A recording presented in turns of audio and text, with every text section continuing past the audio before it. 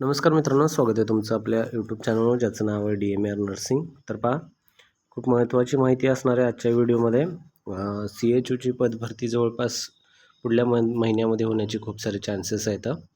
काल कोर्टाचा जो निकाल आहे तो पूर्ण लागलेला आहे आणि पदभरतीचा मार्ग पूर्णपणे मोकळा झालेला आहे.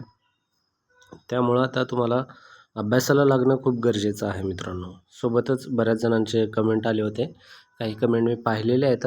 त्यामध्ये जे आहेत 1-2 कमेंट असे जास्त जे होते त्यामध्ये सिलॅबस संदर्भामध्ये होते. ठीक आहे.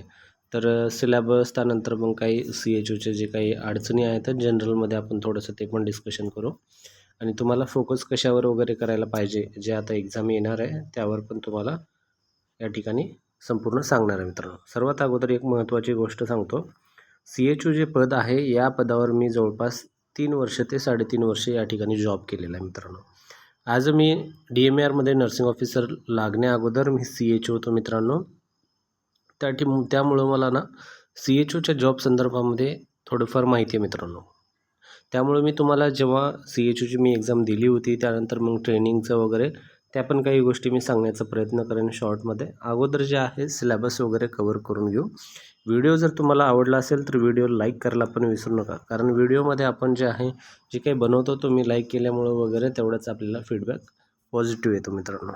तर चला स्टार्ट करूया. पहा, हे जे आहे नोटिफिकेशन आहे, सर्वांनी जे कोणी फॉर्म भरलेला आहे त्यांनी आता तयारीला लागायचं आहे. हे नोटिफिकेशन होतं. या नोटिफिकेशनवरूनच तुम्ही फॉर्म वगैरे सर्व भरला असतात मित्रांनो. यामध्ये पहा, जे आहे परीक्षेचा शुल्क वगैरे हे ऑफिशियल नोटिफिकेशन आहे. जेव्हा आपण आलं होतं 2025मध्ये तेव्हा यावर पण व्हिडिओ बनवला होता, ज्यामध्ये फीस वगैरे हे सर्व गोष्टी या ठिकाणी सांगण्यात आलेल्या होत्या. किती आहे तर काय नाही, त्यानुसार हे सर्व माहिती दिली होती मित्रांनो. आता जे आहे आपल्याला या ठिकाणी महत्त्वाचं कव्हर करायचं आहे तो म्हणजे सिलॅबसचा पोर्शन.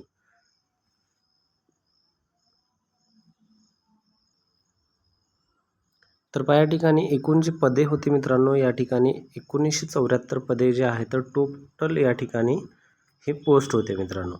1974 जे टोटल पोस्ट आहेत ते जे आहे कास्टनुसार अशा प्रकारे हे पूर्ण कास्टनुसार हे पोस्ट आहेत. प्रत्येकी कास्ट ओपन, EWS, त्यानंतर EC-BC, OBC, SBC, NTD वगैरे. ठीक आहे.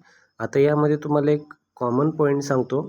तुम्हाला या एवढे पदे आहेत यामध्ये तुम्हाला फक्त 1 सीट घ्यायचे मित्रांनो आणि 1 सीट जे आहे महत्त्वाचं म्हणजे तुमच्या जे आहे होमटाऊनपासून जवळ जायचं आहे. ठीक आहे. होमटाऊनपासून जवळ जॉबला जायचं आहे, त्यासाठी तुम्हाला या एक्झाममध्ये मेरिटमध्ये यायचं आहे. ठीक आहे. ते एक गोष्ट तुमच्या डोक्यामध्ये असू द्या, सतत अभ्यास त्या बाबतीत तुमचं माइंडमध्ये ती गोष्ट असणं खूप गरजेचं आहे. तर पहा, या ठिकाणी बेसिक जे आहे महत्त्वाचं जे आहे या ठिकाणी आपल्याला पाहायचं आहे आता प्रवेश परीक्षा जी आहे त्या संदर्भामध्ये. प्रवेश परीक्षा आरोग्य विभागाकडून निवडलेल्या परीक्षा केंद्रावर घेतली जाईल. ठीक आहे. जे कोणी आपण सेंटर वगैरे सेंटर दिलेले आहे तर त्या सेंटरमध्ये 3 सेंटर तुम्ही फिल केले असतील. त्यामधलं एक सेंटर जे आहे तुम्हाला या ठिकाणी येणार आहे. मोस्टली पहिलं सेंटर जे दिलं आहे तेच येईल. प्रवेश परीक्षेची तारीख आरोग्याच्या या वेबसाईटवर येणार आहे. त्या ठिकाणी तुम्हाला पब्लिश केली जाईल. आता मोस्टली या ठिकाणी चान्सेस खूप जास्त आहेत की ऑगस्टच्या एंडमध्ये जे आहे ही भरती येऊ शकते. तर याचं काहीही अपडेट आला तर आपण तो अपडेट पाहणार आहे. आपल्या यूट्यूबला फॉलो करून ठेवा, सबस्क्राईब करून ठेवा. त्यानंतर मग आपलं DMR नर्सिंग जे इन्स्टावर एक चॅनल पण आहे पेज, त्याला पण फॉलो करा. त्यावर पण काही अपडेट जे शॉर्ट असतात ते आपण त्या ठिकाणी पोस्ट करण्याचा प्रयत्न करतो. त्यानंतर पहा, प्रवेश परीक्षा जी आहे आता या ठिकाणी 100 प्रश्नांची मल्टिपल ऑब्जेक्टिव्ह प्रकारची असेल. म्हणजे या ठिकाणी 100 जे आहे प्रश्न म्हणजे 100 या ठिकाणी तुम्हाला MCQ असणार आहेत मित्रांनो. मल्टिपल चॉईस क्वेश्चन ज्याला म्हटलं जाते MCQ. तरी प्रति प्रश्न 1 गुण असेल या ठिकाणी. पहा, लक्षात असू द्या, प्रति प्रश्न 1 गुणांचा असेल. म्हणजे 100 प्रश्न त्यानंतर 100 मार्क. सिंपल आहे. त्यानंतर कोणतेही निगेटिव्ह मार्किंग सिस्टम राहणार नाही. ठीक आहे. तर यामध्ये कोणत्या प्रकारचं निगेटिव्ह मार्किंग वगैरे असा कसलाही प्रकार या ठिकाणी नाही आहे. त्यामुळे त्याचं काही तुम्ही टेन्शन घेऊ नका. त्यानंतर उत्तीर्ण होण्यासाठी उमेदवाराला एकूण किमान 45 गुण प्राप्त असणं आवश्यक राहील. आता हा पॉईंट खूप महत्त्वाचा आहे मित्रांनो. 100 मार्काचा पेपर आहे तुमचा. 100 मार्कामध्ये तुम्हाला कमीत कमी किमान तुम्हाला 45 मार्क असणं गरजेचं आहे. आता एवढे मार्क का गरजेचे आहेत? 45 मार्क जर पडले तर तुम्ही या ठिकाणी तुमचे लागण्याचे चान्सेस आहेत असं आहे. ठीक आहे.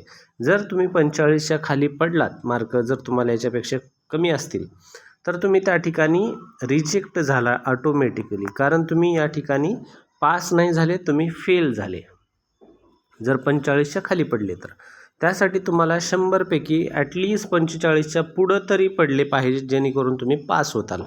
पण लक्षात असू द्या, पास झालं म्हणजे नोकरी लागण्याचे चान्सेस या ठिकाणी तुम्हाला वाटत असतील की पास झालं म्हणजे नोकरी लागेल, तर नाही मित्रांनो. फक्त पास झालं तर या ठिकाणी नोकरी लागणार नाही आहे. तुम्हाला मेरिटमध्ये यावं लागेल. ठीक आहे. मेरिटमध्ये आलं तरच तुम्ही या ठिकाणी नोकरी लागायचे चान्सेस आहेत. फक्त यांनी एक एक हे करून ठेवलेलं आहे, म्हणजे पास फेल एक इलिजिबल केलेलं आहे. 45 मार्क या ठिकाणी तुम्हाला लागण्यासाठी इलिजिबल एवढे केलेले आहेत. हे तुमच्या लक्षामध्ये असू द्या. त्यानंतर पहा या ठिकाणी जे आहेत नंबर ऑफ क्वेश्चन्स आणि मॅक्झिमम मार्क्स. आता या ठिकाणी जर टोटल क्वेश्चन जे आहेत 60 क्वेश्चन जे असणार आहेत, हे तुमचे 60 मार्क जे असणार आहेत आपल्या हेल्थ रिलेटेड, म्हणजे टेक्निकलच्या रिलेटेड. त्यानंतर 20 प्रश्न जे असतील जनरल नॉलेज आणि 20 असतील NHM प्रोग्राम. आता या ठिकाणी पहा, जे 60 मार्क आहेत, 60 मार्कामध्ये सर्वात पहिला जो पोर्शन आहे basic concept of public health. आता या ठिकाणी सर्वांनी आपला फर्स्ट इयरमध्ये F1 हा सब्जेक्ट पाहिला असेल. ठीक आहे. तर F1मध्ये हा एक टॉपिक आहे basic concept of public health म्हणून. ठीक आहे. त्यामध्ये बेसिक कन्सेप्ट जे आहेत पब्लिक हेल्थचे वगैरे त्या रिलेटेड हा टॉपिक आहे. तर हा खूप महत्त्वाचा टॉपिक आहे. ते टॉपिक तुम्हाला पूर्ण कवर करायचं आहे. बेसिक पब्लिक हेल्थ रिलेटेड जे काही कन्सेप्ट्स वगैरे आहेत ते रीड करून घ्यायचं आहे. त्यानंतर बेसिक्स ऑफ ह्युमन बॉडी. ठीक आहे. बेसिक्स ऑफ ह्युमन बॉडी हे तुम्हाला माहीत असणं गरजेचं आहे. ज्यामध्ये तुम्हाला आता ह्युमन बॉडी म्हटलं ना, तुम्हाला खूप सारे या ठिकाणी पोर्शन कवर करावा लागतो. जसं की ह्युमन बॉडीची ॲनाटॉमी काय असेल, ठीक आहे मित्रांनो. त्यानंतर फिजिओलॉजी काय असेल, हे आता या ठिकाणी खूप मोठा पोर्शन आहे हा. या ठिकाणी खूप मोठे मोठे बुक्स पण आहेत. तर या सर्वांकडे तुम्हाला जायचं नाही आहे. बेसिक तुम्हाला जे आहे आपलं अगोदर, जेवढं कमी वेळ असल्यामुळं आपल्याला काय करायचं, तुम्हाला अगोदर एक टाईम टेबल सेट करून अभ्यास करावा लागेल. ठीक आहे. त्यानुसारच तुम्हाला अभ्यास करावा लागणार आहे. टाईम टेबलशिवाय तुमचा अभ्यास या ठिकाणी व्यवस्थित होणार नाही. तर बेसिक ह्युमन बॉडीचे जर सर्व जे लॉंगेस्ट नर्व असेल, त्यानंतर स्मॉलेस्ट बोन, लार्जेस्ट बोन, त्यानंतर कोणतं आपल्या कोणत्या बॉडीचं ब्लड सप्लाय काय कुठं जातं वगैरे वगैरे वगैरे जे काय आहे ते सर्व तुम्हाला या ठिकाणी माहीत असलं पाहिजे. त्यानंतर चाइल्ड हेल्थ. आता या ठिकाणी पहा, हा पोर्शन 3 नंबरचा जो दिलेला आहे CHOसाठी खूप महत्त्वाचा आहे. कारण तुम्ही पहा या ठिकाणी CHO म्हणून जॉब करताय म्हणजे सब सेंटर लेवलला यू आर द बॉस. ठीक आहे. तुम्ही सब सेंटर लेवलला तुम्ही जॉब करताय म्हणजे तुम्ही त्या ठिकाणी सर्व गोष्टी हाताळणार आहेत. तुम्ही त्या ठिकाणी head of the sub centre असणार आहेत. तर तुम्हाला प्रत्येक गोष्ट असली पाहिजे, माहीत असली पाहिजे. पहा, ही गोष्ट खूप गरजेची आहे. तुम्ही जर जेव्हा लागताल आणि तुम्हाला प्रत्येक गोष्ट माहीत नसेल, तर तुम्ही तुमची सेल्फ रिस्पेक्ट जे आहे, ज्याला म्हटलं जातं रिस्पेक्ट जे आहे, ते तुम्ही कमी करून टाकताल स्वतःची. का? कारण तुम्हाला जर काही येत नसेल तर तुम्ही कोणत्या अँगलनी तुम्ही त्या ठिकाणी जे आहे तुम्हाला त्या ठिकाणला स्टाफ असेल, कोणी पण असेल, जे तुम्हाला कसं समजेल. ठीक आहे. ही गोष्ट एक झाली. पण तुम्हाला त्या ठिकाणी महत्त्वाचं जे आहे म्हणजे या ठिकाणी तुम्हाला त्या ठिकाणी दुसऱ्या पेशंटचे केअर करायचे. त्यासाठी तुम्हाला ह्या सर्व गोष्टी माहीत असणं खूप गरजेचं आहे. तुम्ही त्या ठिकाणी पेशंटच्या हेल्थ रिलेटेड असणार आहेत. त्यासाठी अभ्यास खूप चांगला मन लावून करा, अडचण येऊ नये. मी चाइल्ड हेल्थला जास्त काय एवढं सांगतो आहे, कारण तुम्हाला जे आहे ग्रामीण भागामध्ये व्हिजिटला जावं लागतं. त्या ठिकाणी त्यानंतर मित्रांनो पहा, सेकंड जे आहे या ठिकाणी आपण जे सांगत होतो, तुम्ही चाइल्ड हेल्थ म्हणजे जे आहे ग्रामीण भागामध्ये इम्युनायझेशनला वगैरे जाणार आहेत. इम्युनायझेशनला जाणार आहेत म्हणजे तुम्ही त्या ठिकाणी लहान लेकराची लसी वगैरे जे होतात ते कसे होतात त्या सर्व गोष्टी माहीत असणं गरजेचं आहे. त्यासाठी यावर खूप जास्त प्रश्न विचारले जाऊ शकतात. त्यामुळे यावर थोडंसं मन लावून अभ्यास करा. त्यानंतर नेक्स्ट आहे ॲडोलसंट हेल्थ. ॲडोलसंट हेल्थ जे आहे यामध्ये जे आहे किशोरवयीन मुली वगैरे असतील, यावर पण काही तिथं जे आहेत तुम्हाला त्यावर हेल्थ टॉक वगैरे द्यावं लागेल, काही शाळेमध्ये वगैरे गेलं तर. त्यानंतर इतर काही गोष्टी ज्या आहेत ॲडोलसंट संदर्भामध्ये ते पण तुम्हाला पाहावं लागेल. त्यासाठी हा पण टॉपिक महत्त्वाचा आहे. याला पण तुम्हाला जे आहे कव्हर करावं लागेल. हा टॉपिक जे आहे अगोदर बेसिक थोडंसं थेरॉटिकल रीड करण्याचा प्रयत्न करा. ज्या डायरेक्टली MCकडे जाऊ नका. कमी टाईम आहे तुमच्याकडे. जर तुम्ही आता अभ्यास करत असाल पूर्वीपासून तर चांगली गोष्ट आहे. जर तुम्ही पूर्वीपासून करत नाही, आत्ता हे कोर्ट केस निकाल लागल्यामुळं जर अभ्यासाला लागल्यात तर अगोदर थिअरी जी आहे ते थिअरी पूर्ण स्टडी करण्याचा प्रयत्न करा फास्ट ट्रॅकमध्ये. त्यानंतर जे आहे MCकडे लगेच शिफ्ट होण्याचा, लगेच शफल होऊन अभ्यास करण्याचा प्रयत्न करा. त्यानंतर नेक्स्ट जे आहे इम्पॉर्टंट जो टॉपिक आहे तो म्हणजे मॅटर्नल हेल्थ. पहा, सब सेंटरमध्ये सर्वात महत्त्वाचे दोन जे इम्पॉर्टंट पोर्शन आहेत चाइल्ड हेल्थ आणि मॅटर्नल हेल्थ. ह्या दोन्ही गोष्टी ज्या आहेत खूप इम्पॉर्टंट आहेत. या ठिकाणी तुम्हाला RCH म्हणून एक प्रोग्राम पण आहे, रिप्रोडक्टिव्ह अँड चाइल्ड हेल्थ म्हणून. त्यामध्ये अशाच रिलेटेड गोष्टी आहेत. मॅटर्नल हेल्थमध्ये मी तुम्हाला का महत्त्वाचं सांगतोय, मॅटर्नल या ठिकाणी तुम्हाला सब सेंटर जे आहे आयुष्मान आरोग्य मंदिर ज्याला म्हटलं जातं, या ठिकाणी तुम्हाला जे आहे डिलेवरी वगैरे कंडक्ट करावं लागतात. ठीक आहे. तर त्यासाठी हा पोर्शन पण खूप महत्त्वाचा आहे. हा पोर्शन पण खूप जास्त पडण्याचे चान्सेस आहेत. यामुळं मॅटर्नल हेल्थ रिलेटेड तुम्हाला पूर्ण अभ्यास असला पाहिजे. डिलिव्हरीचे कंप्लीट स्टेजेस वगैरे, त्यानंतर डिलिव्हरी संदर्भामध्ये इन डेप्थ जे पूर्ण डिटेलमध्ये डिलिव्हरी तुम्हाला माहीत असली पाहिजे. डिलिव्हरीचे स्टेजेस काय असतात, क्राउनिंग काय असते, इतर जे काही प्रोसेस डिलिव्हरीमध्ये होती ती सर्व माहीत असली पाहिजे. त्यानंतर नेक्स्ट आहे फॅमिली प्लॅनिंग. हा पण खूप महत्त्वाचा पोर्शन आहे. कुटुंब नियोजन म्हणून हा टॉपिक आहे जो की तुम्हाला पूर्ण माहीत असला पाहिजे. व्यवस्थित अभ्यास करा हे जे आहे कुटुंब नियोजनचा, कारण ह्याचे जे आहेत सॉरी ऑपरेशन जे आहेत कुटुंब नियोजनाचे हे PSC लेवल वगैरे RH लेवलमध्ये वगैरे होतात. तर त्या ठिकाणी तुम्हाला पोस्टिंगला वगैरे जावं लागतं. त्यामुळे या पण पोर्शनला भर द्यावं लागेल. त्यानंतर नेक्स्ट आहे communicable disease. One of the most important topic again या ठिकाणी पहा. कम्युनिकेबल डिसीजमध्ये तुम्हाला जे आहे या ठिकाणी कम्युनिकेबल जसे की स्कॅबीज वगैरे आहेत लहान लेकरामध्ये, ग्रामीण भागामध्ये खूप जास्त कम्युनिकेबल हे स्प्रेड होतं शाळेमध्ये वगैरे. तर या गोष्टीवर तुम्हाला इतर पण जे आहेत ते लक्ष द्यावं लागेल. ठीक आहे. त्यानंतर जे आहे नॉन कम्युनिकेबल डिसीज, खूप महत्त्वाचा पोर्शन सध्या जे आहे सगळ्यात जास्त जो पोर्शन आहे महत्त्वाचा या ठिकाणी आहे नॉन कम्युनिकेबल डिसीजेस म्हणजे NCD. यावर शासनाने प्रत्येक CHOला टॅब दिलेला आहे मित्रांनो. जे CHO आहेत त्यांना टॅब दिलेला आहे. का टॅब दिलेला आहे? कारण त्या CHOनी हे जे आहे टॅबमार्फत उपकेंद्रामध्ये किती NCD तपासलेले म्हणजे नॉन कम्युनिकेबल डिसीजेस किती तपासले त्यावर त्यांना ते एनरोलमेंट करायचं आहे. आणि ते एनरोलमेंट केलेले डेली किती केलेले आहेत ते त्यांना टॅबवर एनलिस्ट करून त्यांना अपडेट करायचं. त्यासाठी प्रत्येकी महाराष्ट्रामध्ये जे कोणी CHO येतात त्यांना हे देण्यात आलं होतं मित्रांनो. ठीक आहे.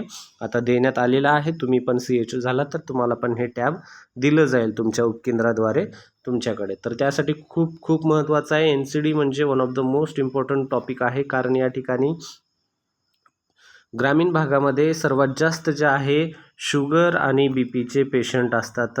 तर हे पेशंट जे आहेत हे तुम्हाला पूर्ण या पेशंटवर अभ्यास करणं गरजेचं आहे. त्यासाठी हा topic one of the most important topic असणार आहे तुमच्यासाठी. मन लावून अभ्यास करायचा आहे. पूर्ण नॉन कम्युनिकेबलमध्ये जे आहेत डायबिटीज मलायटस संदर्भामध्ये, त्यानंतर हायपरटेन्शन संदर्भामध्ये इतर जे काय आहेत ते पण पाहायचं. त्यानंतर न्यूट्रिशनमध्ये हा पण पोर्शन महत्त्वाचा आहे. थोडाफार तुम्ही न्यूट्रिशन रीड करून घ्या. यामध्ये ORS वगैरे जे काही असतात इतर पोर्शन ते पण यामधले तुम्हाला माहिती असले पाहिजे.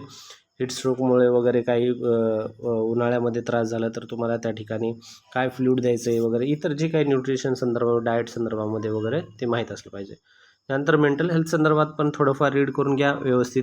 स्किल बेस्ड क्वेश्चन जे आहेत यावर पण तुम्हाला या ठिकाणी महत्त्वाचं आहे. रेफरल लिंकेज खूप इम्पॉर्टंट आहे. कारण रेफरल जे आहे तुम्ही एकदम ग्रामीण तळ पातळीला जॉब करताय त्या ठिकाणी तुम्हाला जे आहे तुमच्या कंट्रोलमधले जे पेशंट नाही येतं ते तुम्हाला रेफर करावं लागतील. मग ते रेफर करण्यासाठी तुम्हाला ते प्रोसेस माहीत असली पाहिजे. त्यानंतर एल्डरली अँड पॅलेटिव्ह केअर खूप महत्त्वाचं आहे. कारण ग्रामीण भागामध्ये जे ओल्ड एजचे पेशंट असतात ओल्ड एज पेशंटला जे आहे जे ओल्ड एज पॅलेटिव्ह केअर वगैरे एल्डरली केअर खूप गरजेची असते तर ते पण तुम्हाला लक्ष द्यावं लागेल. त्यानंतर आहे इमर्जन्सी सर्व्हिसेस. या अगेन हे महत्त्वाचा टॉपिक आहे आणि ओरल आणि ENT. तर अशा प्रकारे हे संपूर्ण जे टॉपिक आहे तर खूप महत्त्वाचे टॉपिक आहेत. संपूर्ण टॉपिक जे आहे तुम्ही काय करू शकता, आता जर 2 महिने जरी तुम्ही पकडून बसले ऑगस्टमध्ये जरी आता या ठिकाणी हॉल तिकीट निघालं तर जवळपास 15 दिवस तुम्हाला या ठिकाणी लागतील. म्हणजे सप्टेंबरमध्ये, ठीक आहे, सप्टेंबरमध्ये एक्झाम फर्स्ट वीकमध्ये वगैरे होऊ शकते. तर 1-1.5 महिना जरी धरून चालले तुम्ही, आताचा जो जुलै महिना आहे आणि पुढचा ऑगस्ट महिना, तर हे पुढचा 1 महिना आणि थोडं पुढे जर एक एक्झाम हॉल तिकीट आल्यानंतर जे 10-15 दिवस भेटतील ते, तर तुम्हाला या सर्वचा एक अंदाज लावला तर पहिला महिना पूर्ण थिअरी रीड करावं असं माझी इच्छा आहे. थिअरी पूर्ण बेसिक हे जे सांगितले सिलेबसनुसार पूर्ण थिअरी कंप्लीट फास्ट ट्रॅकमध्ये एकदम डिटेलमध्ये स्टडी करायला पाहिजे. त्यानंतर मग जे आहे तुम्हाला जे आहे MCQकडे जायला पाहिजे. कंटिन्यू MCQ करणं खूप गरजेचं आहे. ठीक आहे. त्यानंतर या ठिकाणी पहा, जनरल नॉलेज जे आहे 20 मार्कासाठी आणि NHM प्रोग्राम रिलेटेड 20 मार्कासाठी दोन्ही माहीत असणं गरजेचं आहे. तुम्हाला नॅशनलचे जे काही प्रोग्राम आहेत, फिलेरिया कंट्रोल, त्यानंतर ब्लाइंडनेस कंट्रोल वगैरे इतर जे काही प्रोग्राम आहे डिटेलमध्ये अभ्यास करून घ्या. कारण तुम्हाला हे प्रोग्राम जे आहेत इम्युनायझेशन वगैरे, त्यानंतर मिड डे मील प्रोग्राम, हे सर्व प्रोग्राम जे ग्रामीण भागामध्ये चालतात ते तुम्हाला सर्वामध्ये स्वतः इन्व्हॉल्व होऊन काम करायचं आहे. त्यासाठी हे अभ्यास असणं गरजेचं आहे. यावरच प्रश्न पडतात. आणि जे जनरल नॉलेजचं आहे, जनरल नॉलेजवर तुम्हाला डेली थोडंसं एक वेळ द्या न्यूजपेपरसाठी. न्यूजपेपर जे आहे डेली रीड करण्याचा प्रयत्न करा. जनरल नॉलेज तुम्ही सर्व एका दिवसात कव्हर करू शकत नाही. त्यासाठी थोडा रीड द्या आणि बेसिक महाराष्ट्राची हिस्ट्री वगैरे जे आहे ते पण माहीत असणं गरजेचं आहे. त्यानंतर महत्त्वाचा पॉईंट म्हणजे आहे या ठिकाणी तुम्हाला वेळ किती असेल. ऑलरेडी सांगितलं आपण 100 मार्क आहेत, 100 प्रश्न आहेत. वेळ किती आहे तर तुम्हाला 120 मिनटं आहे. ठीक आहे. 120 म्हणजे 2 तास, 60. ठीक आहे. 2 तासाचं या ठिकाणी तुम्हाला वेळ असणार आहे, ज्यामध्ये तुम्हाला पूर्ण कव्हर करायचं आहे मित्रांनो. कम्प्युटर बेस्ड टेस्ट होणार आहे. एक महत्त्वाचा पॉईंट दिला आहे. परीक्षा ही कम्प्युटर बेस्ड टेस्ट होईल पद्धतीने घेण्यात येणार असून प्रत्येकी सत्राच्या प्रश्नपत्रिका स्वतंत्रपणे उपलब्ध केल्या जाणार असून एकापेक्षा जास्त स्वतंत्र सत्रात परीक्षा आयोजित करण्यात येणार आहे. म्हणजे जास्त पेपर शिफ्टमध्ये होतील. सत्र 1 ते अंतिम सत्र यामधील प्रश्नपत्रिकेचे स्वरूप व त्याची कठीणता तपासण्यात येऊन त्याचे समानीकरण करण्याचे नॉर्मलायझेशन पद्धतीने गुणांक निश्चित करून निकाल जाहीर करण्यात येईल. म्हणजे नॉर्मलायझेशन प्रोसेस होईल या ठिकाणी मित्रांनो. लक्षात असू द्या, हे अगोदर तुमच्या डोक्यामध्ये असू द्या. नंतर तुम्हाला सडन समजेल की नॉर्मलायझेशन होणार आहे, तर तेव्हा तुम्ही नाराज नका होऊ, कारण हे ऑलरेडी जाहिरातीमध्ये सांगितलेलं आहे. ठीक आहे. त्यानंतर या ठिकाणी काय सांगितलं आहे, तुम्ही जर इलिजिबल झालात, त्यानंतर पात्रता निकष पूर्ण करणाऱ्या आणि गुणवत्तेवर प्रवेश परीक्षेत उत्तीर्ण झालेल्या उमेदवारांना सार्वजनिक आरोग्य विभागाअंतर्गत जाहीर रुग्णालय ट्रस्ट, आता या ठिकाणचं पुढचं जे आता तुम्ही या ठिकाणी सिलेक्ट झालेले आहेत त्यानंतरची ही प्रोसेस सांगण्यात येत आहे.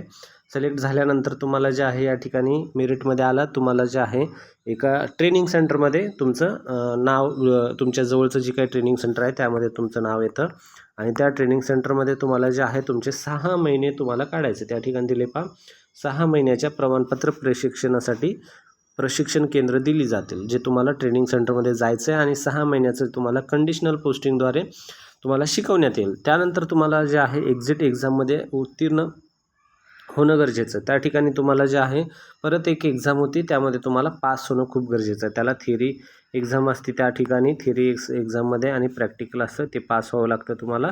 त्यामध्ये पास झाल्यानंतरच तुम्हाला त्या ठिकाणी जॉब करता येईल. या ठिकाणी डिटेलमध्ये सांगितले पाहून की उपकेंद्राचं वाटप प्रशिक्षणापूर्वी कंडिशनल, म्हणजे तुम्हाला सबसेंटर भेटण्या अगोदर कंडिशनल पोस्टिंगद्वारे करण्यात येईल. उमेदवार जर एक्झिट एक्झाममध्ये अनुत्तीर्ण झाल्यास कंडिशनल पोस्टिंगद्वारे दिलेल्या उपकेंद्रावर भविष्यात अधिकार सांगता येणार नाही. आता या ठिकाणी पहा काय सांगितलं आहे, तुम्ही जर या ठिकाणी थिअरीची एक्झाम फेल झाले तर तुम्हाला त्या ठिकाणी त्या सबसेंटरवर XYZ जाता येणार नाही.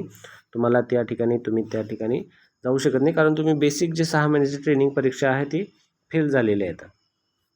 त्यानंतर तुम्हाला जे आहे जर पास झाले तर तुम्हाला जे आहे याला म्हटलं जातं ब्रिज कोर्स म्हटलं जातं. त्याचं तुम्हाला एक सर्टिफिकेट येतं, ते माझ्याकडे आहे सध्या घरी, मला भेटलेलं आहे. मी कारण ते पास झालो आणि 3-3.5 वर्ष जॉब केलेलं असल्यामुळं मला ते ब्रिज कोर्स जो सर्टिफिकेट आहे या ठिकाणी दिलेलं पहा, ब्रिज कोर्स ट्रेनिंग आवश्यकता, त्यामध्ये हे तुम्हाला भेटेल. ठीक आहे. आता या ठिकाणी थोडंसं काहीतरी सांगितलेलं आहे, ज्या उमेदवारांनी यापूर्वी 6 महिने ब्रिज कोर्स ट्रेनिंग पूर्ण केलं आहे परंतु 2 अटेम्प्ट होऊन सुद्धा अनुत्तीर्ण झालास, अशा उमेदवारांना एंट्रन्स मेरिट एक्झाम अनुसार 6 महिने ब्रिज कोर्स ट्रेनिंग करता पाठवण्यात येईल, जर फेल परत झाले तर.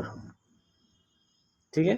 तर हे अशा प्रकारे जवळपास संपूर्ण माहिती आहे मित्रांनो, जवळपास आपण माझ्या मते तरी कव्हर केलेली आहे. त्यानंतर हे वयाची अट वगैरे आहे, त्यानंतर डॉक्युमेंट आहे. व्हिडिओ थोडासा मोठा होऊ शकतो, त्यामुळं जवळपास आपण फक्त सिलॅबसचं बोललो होतो. तर सिलॅबस पोर्शन या ठिकाणी आपण कव्हर केलेला आहे मित्रांनो. व्हिडिओ आवडला असेल तर नक्कीच व्हिडिओ लाईक करायला पण विसरू नका, चॅनलला सबस्क्राईब करायला पण विसरू नका. भेटूया पुढच्या व्हिडिओमध्ये. धन्यवाद.